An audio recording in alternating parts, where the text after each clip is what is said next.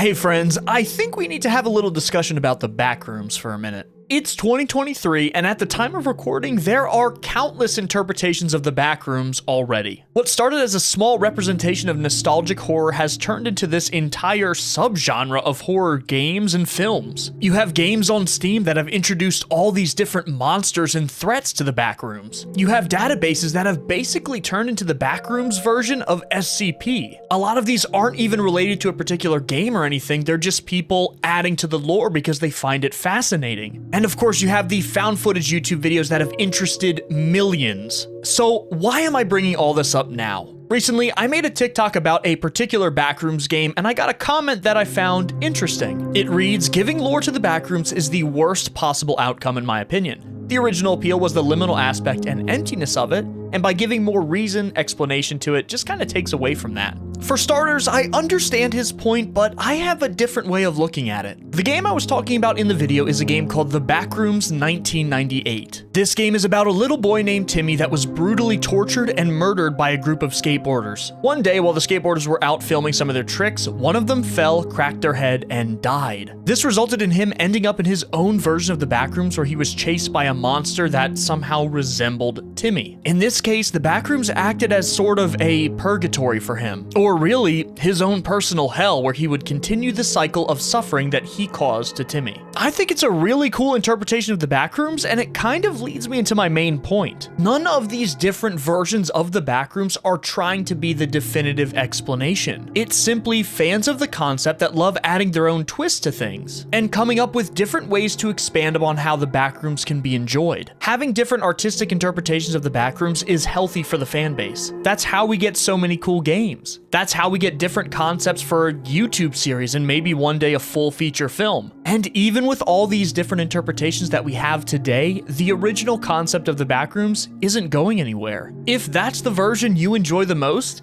you can continue to enjoy that version. But I don't think there's anything wrong with fans adding their own lore to something that's left purposely ambiguous. Take something like Silent Hill 2, for example. So much of this game is left up to the player's interpretation. A lot of the accepted information about this game are fan theories, and that's cool, that's healthy. That's how we can get into these types of fan discussions where we can decide, what makes sense, what doesn't make sense within the confines of the story we do know about.